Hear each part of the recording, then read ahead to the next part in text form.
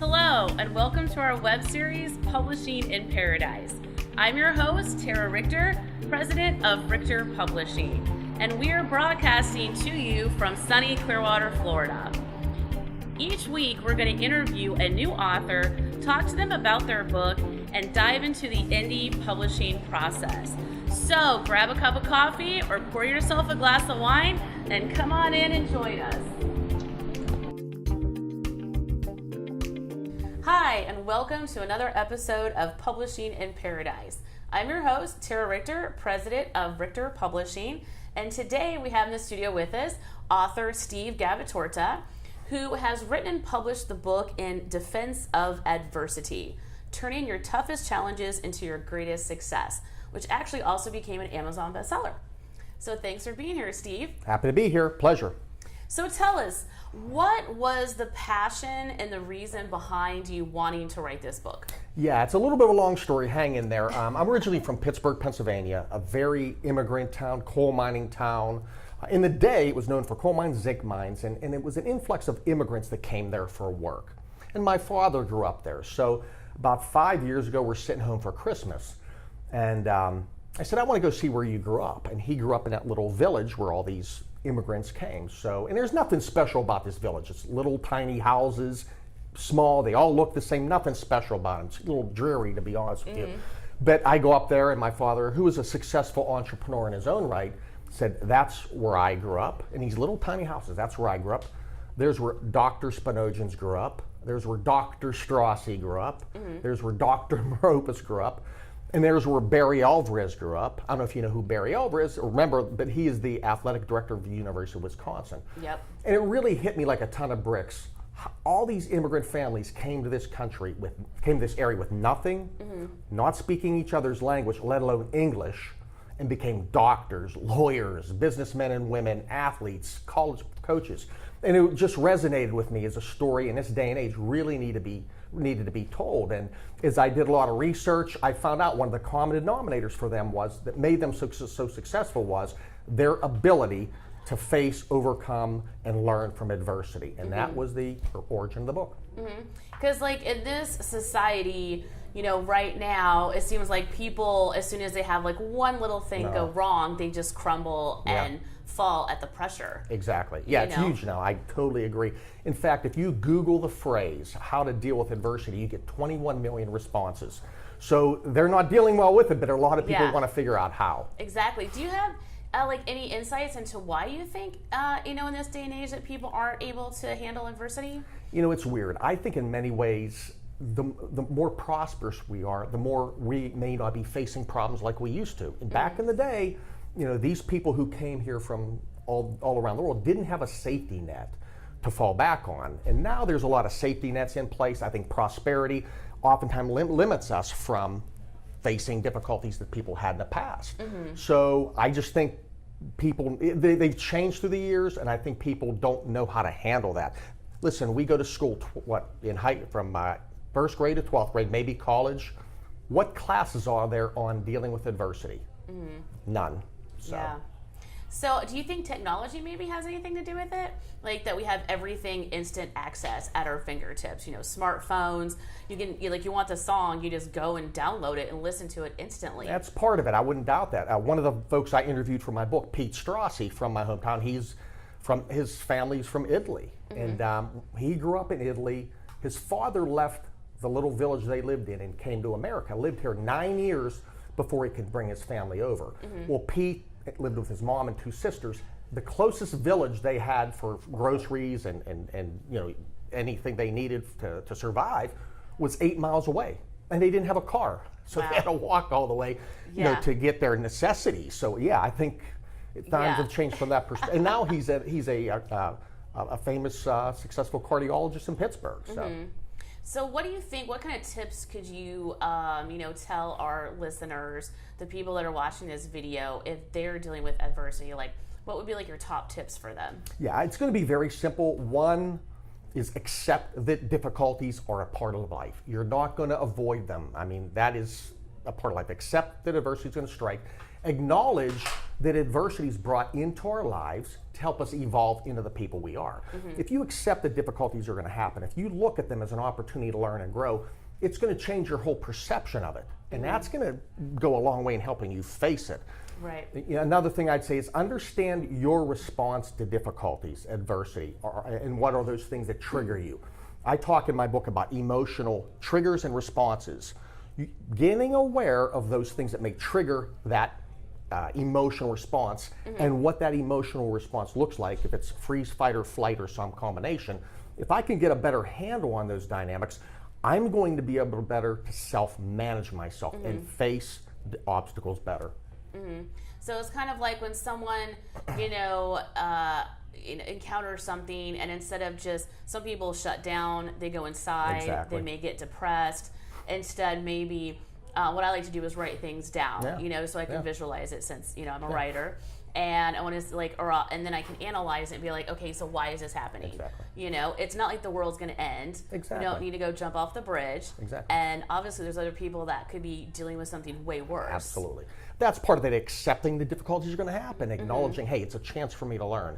My book also talks about brain functionality and understanding when we are in what's called the limbic part of the brain versus the cortex part of the brain. The limbic part of the brain is where our emotional responses lie. So if I'm facing an adverse situation, my response is going to be emotional. It's going to be freeze, fight, or flight, or some combination of that.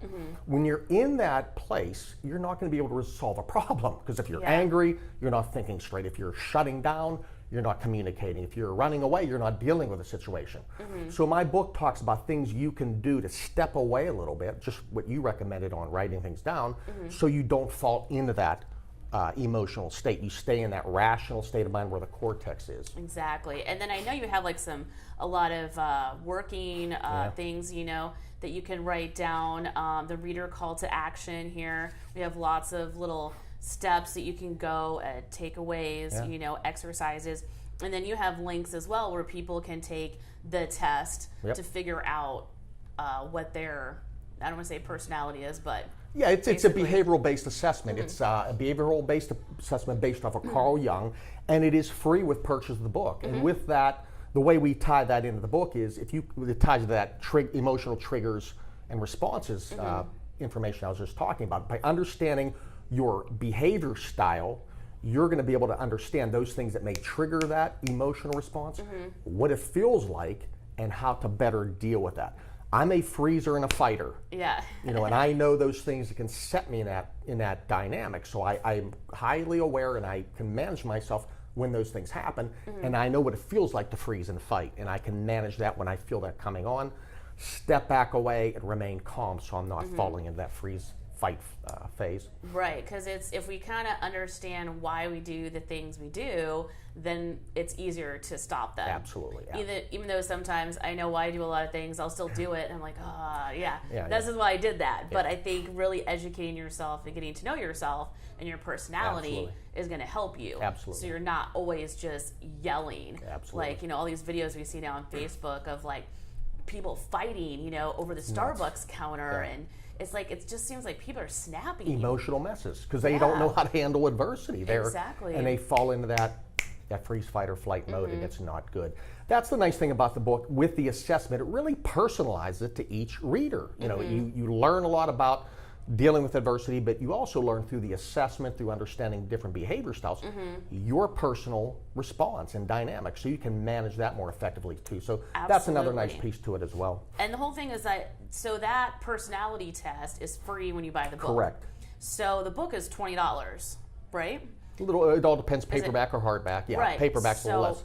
So for around $20, you can buy the book and get a free personality test. Yeah. Which is amazing, because a lot of those tests, like the Myers-Briggs and stuff like that, that's really expensive. Oh yeah, it can go anywhere from $79 to $200 what they're getting for $20. Yeah. And they're getting a lot of content and personal knowledge behind that as well too. So yeah, it's a very good deal. Absolutely. But this isn't your first book. You published another one. Correct.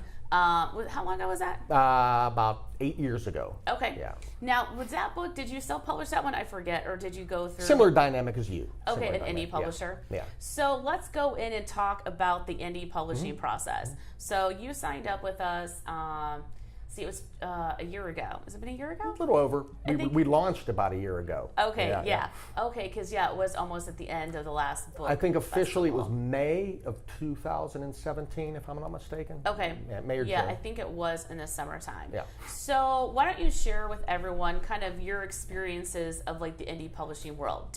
What did you like? What didn't you like? Like, how did you really feel about the process? Yeah, more of it is heavy on the like side. I mean, I like personal contact. I like to be able to speak to the people I'm working with. I don't want to hand something off and that's it. I'm hoping what comes back I like, and so I like the personal aspect of it. I like the flexibility as well too. I know your whole business model is publishing the book rapidly, but I like the little bit of flexibility where I worked around that as well too. Right. So I enjoy it. For me, the number one thing is, can I contact the person? Can we have a dialogue? Can I share? Can we communicate? And that's the nice thing. I think you have a smaller personal dynamic with an indie publisher, and I'd do it again in a heartbeat. Right, absolutely. Because with traditional publishing, they're off in New York City. I don't even know if they do phone calls. I'm sure they do, when you're in the editing process and stuff like that. But being able to come in, meet. I know you always had your PowerPoints when we were going over your book, but that's your process. We're crazy. I was like, awesome. Okay, so we're getting a PowerPoint presentation.